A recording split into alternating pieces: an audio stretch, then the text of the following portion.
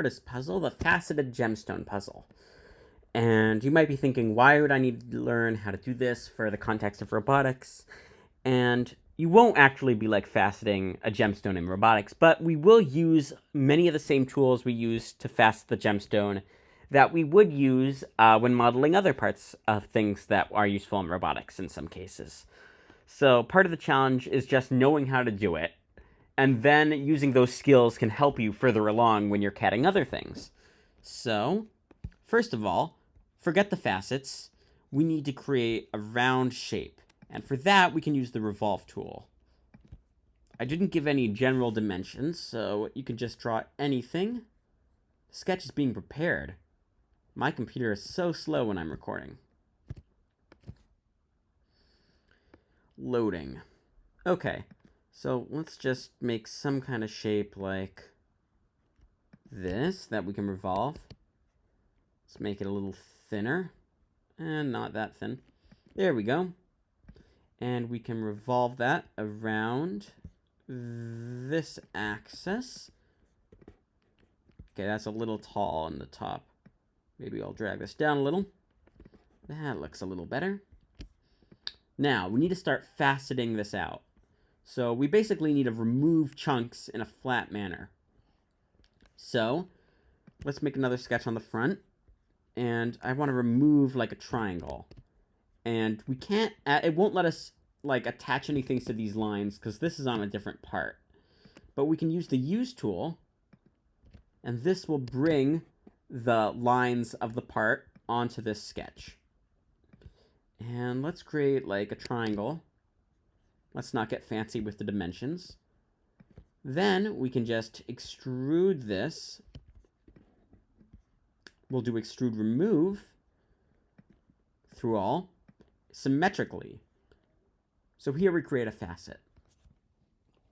Now, to get this to look fancy and repeated, you do it a bunch of different times all around, and that would take a while.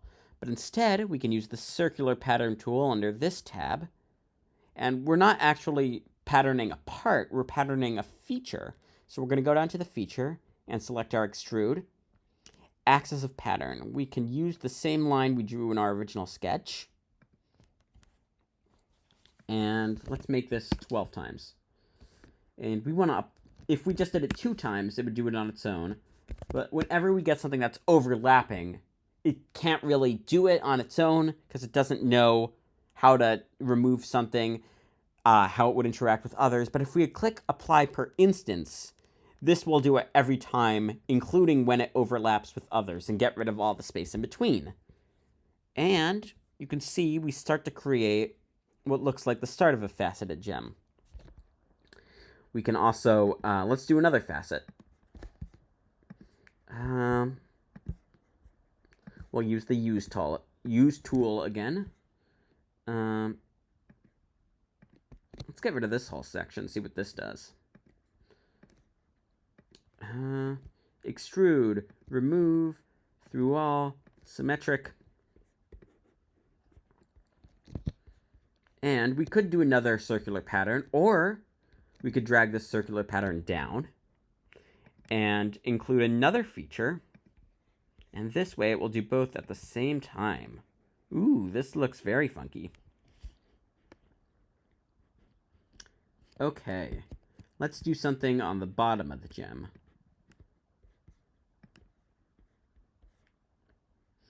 So here it kind of made this round shape because when I was sketching it out, I removed right up to the point where the shape bends. And that, as it goes around, kind of sections it off so it curves right to the point where I did this other cut. Now, we don't have to do it like that, but it's a style you might want to try out when designing your own gemstone if you choose to do this puzzle.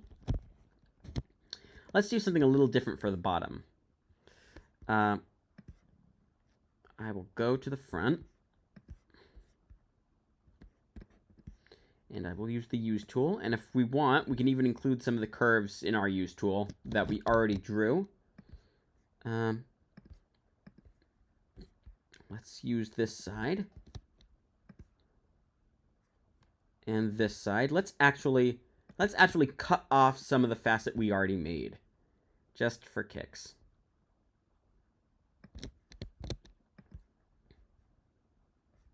let's get rid of the part for a second, or make it invisible, so we can select this area. Then we do the same thing we did.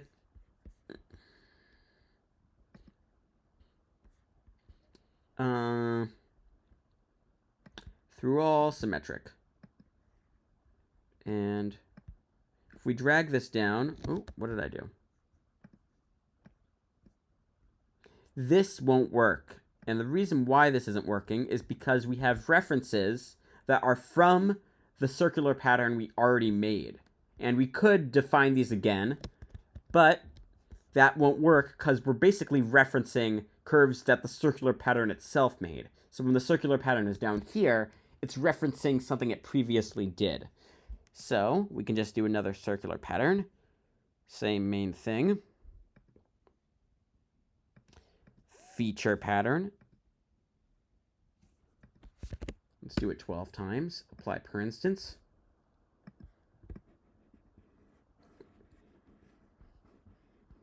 This is a very geometric kind of, what's the right word to describe it? Very pointy shape. We can facet out some more parts in a few different ways. Let's create a 3-point plane on the midpoints of these parts. Then we get a plane. And there's a few ways to facet this. We can just draw on the plane. This is the way I like to do it. Just create any shape. And then extrude, remove, wrong direction, because we want to extrude this part right here. And then we can't drag this circular pattern down since we're referencing points that we created in the circular pattern. It's not going to work. So we'll do a new circular pattern. Feature pattern. Features to pattern. 12 times. And now we can also find out like how it would work if we did it 11 times. And it's not going to look as neat because you're dividing the circle into different sections. You can see how it's not really symmetrical on each side. But if we choose another number that is factors into 12, we could have it do something like this. It'll look really fancy. I'll just do it 12 for now. Now we're kind of getting shapes that we like. Let's do another 3-point plane. This will be the last cut I do for this puzzle. Or at least for this gemstone. There is a challenge to this puzzle that I'll get to. Sketch plane. Draw any big shape. That will extrude all these parts. Let's make it a little larger. Oh, even though it won't really make a difference. Just so it covers the whole gemstone. Oh, that was huge, but it will work. Remove. Oh, this looks interesting. Now we're getting into the world of asymmetrical gemstones. Okay, let's see what this does. Feature pattern. Apply per instance 12, well, not 124. And select the feature. Not circular pattern 3. It won't scroll down because my computer is being slow. Give me a second. Oh, it canceled the whole thing.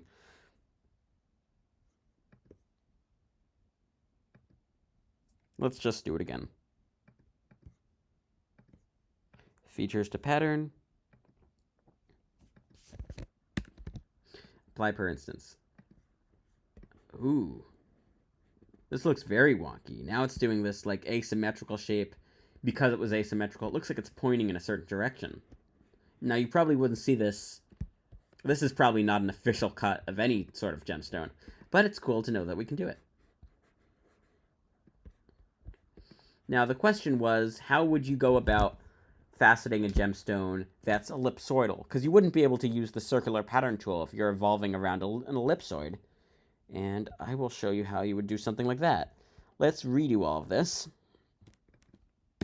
Whoop.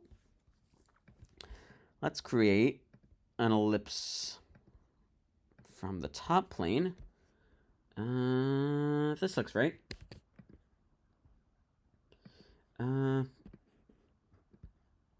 This looks good. Now, we start by doing the same thing, using our use tool, and just cutting into our ellipse. Then hiding the part so that we can click this section and extrude, remove it symmetrically. And we have our first facet. Now, we could, in theory, well, first we need a line. So let's make an axis on, if we were going to do it as a circular pattern. Just to show you what it would look like. Axis of pattern, features the pattern. And when I do this, it's not going to look as it would look on a circle, because it's doing it as it would a circle, but it's cutting off these huge parts of our ellipse, and it's not going to go all the way through in some sections, so we don't want to do this. We want to wrap it around like we would a circle, but around the whole ellipse. Now, how would we do that? Well, there's a special tool called Curve Pattern, where if you don't want to do a circle, but if you want a pattern along any other shape, you just select the curve and the feature pattern. Let's select this full shape on the bottom. Features the pattern, extrude. For best results, ensure that the path and pattern seed are touching. In this case, it's not going to matter, but we could also do it along a top path. Except here it looks different because the top path doesn't go all the way around. So we could draw another path on the top, but in this case, it won't matter. It's best practice to make sure they're touching. But, how many times? 8? Ooh. Apply per instance. Yes. Now, what do we have going on here? We have very thin sheets of our ellipsoid. Now, why is that happening? It's because the ellipsoid is thicker at different parts than other parts. So, if we extend... Why am I drawing a circle? If we extend... Why is it doing that? I've never seen it do that before. If we extend our triangle past here, let's get rid of this conjoin tool.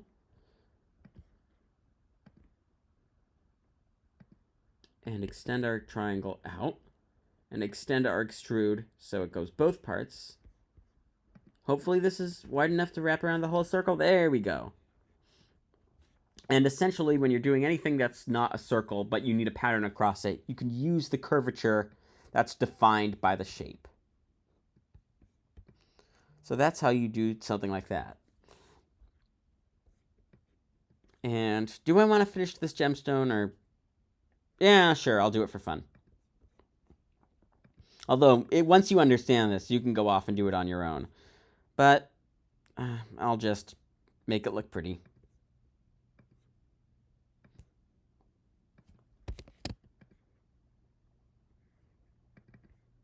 Let's make this wider than, because we're doing it on the thin part of the ellipsoid.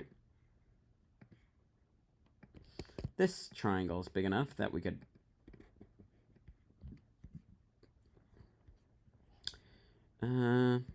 need to get this part.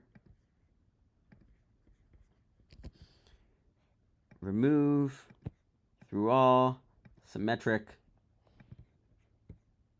Let's drag this down, because we're not referencing anything we've already extruded. We can include this in the extrude as well. Oh, that did something I wasn't expecting it to do. Why did it do that?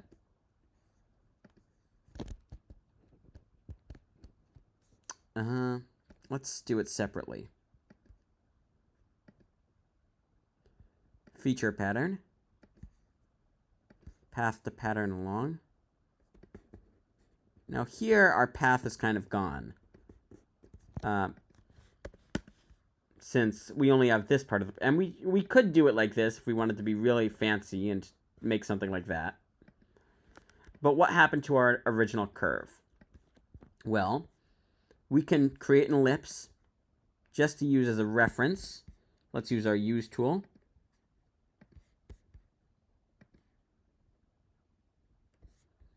And we'll make a little point at the top, just so we can make an ellipse that will guide us along our path. And we'll have to do the same thing over here.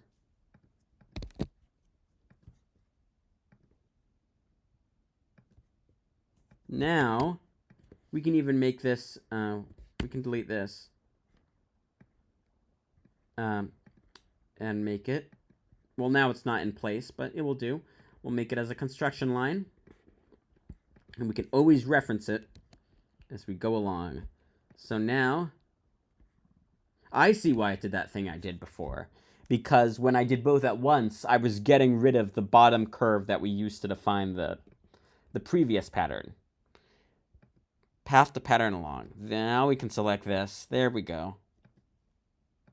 And now it's going to look symmetrical. Apply per instance. Now we've got somewhere.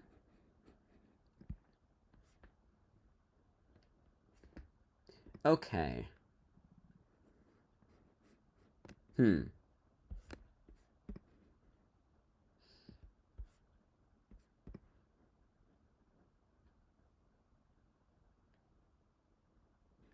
Let's cut part of this side swirl off. We'll go to the right plane.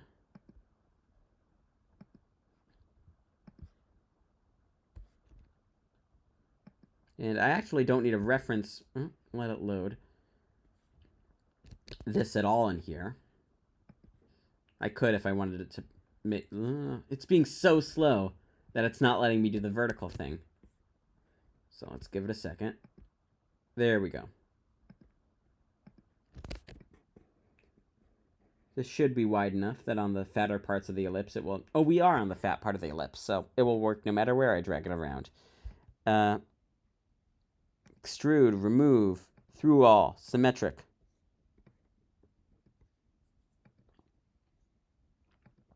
Curve pattern, feature pattern, extrude, path to pattern along. Where is... Here's our curve. I know, for the best results, but... See, it's just kind of the lower version of this. The reason it says that is because if I choose an ellipse of a different size, it might not work as well.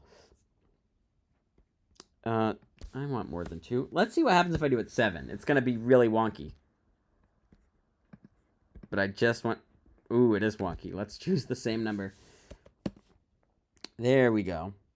Or we could even do it as a multiple of 8. Like, I'm kind of curious to see what 16 is going to do. Ooh, I like that, actually. Let's keep it that way. And most gemstones have more facets than this. Here, because it's different on different parts of the ellipse, it's going to look different when it intersects different parts of this. So I'm really curious to see what's going to happen when we do this. I'll do one more facet pattern. Extrude. Oh, what happened there? Doesn't really matter what shape. Oh, I see why. Because I have to define both parts of the ellipse. Doesn't really matter what shape I make here, as long as it cuts off part of the ellipse. And I'm really curious to see how this is going to turn out. Feature pattern. Whoops, that's the path to pattern. I don't want to feature the sketch. Extrude, I know it's going to say that same thing again, isn't it? Oh, maybe it stops saying it after you've done it so many times. 8. Apply per instance. Yep, there it is. Ooh. Now it's starting to look more like a real gemstone would actually look. And if you keep doing that over and over again, because most gemstones have a lot of facets, you'll get something that looks even more realistic. If you wanted to do this feature on the other side as well, the exact same dimensions, what you could do, actually, is mirror it. And since we don't have a plane that goes through it, we can do a plane defined by a midplane and select both these surfaces, and it will select the plane that would bisect them. then mirror, feature mirror, and that's one of the skills that will come up occasionally when you're modeling for robotics, mirroring features as opposed to just parts, such as holes across different things or doing circular hole patterns, stuff like that. Mirror plane is plane 2. Features to mirror. Here we're going to want to select the entirety of the curved pattern. And because our geometry is different underneath, it's going to do that. And I see I didn't select the actual original extrude too. So now, that looks funky. And that is how you would do an ellipsoidal gem. Or even a gem that isn't like, that could be a totally weird shape. As long as you pattern it along that path, it will do all the geometry for you. So that is how you would do that. And that is the end of the Onshape puzzles for the Part Studios. And I hope you've enjoyed. See you for the assembly puzzles.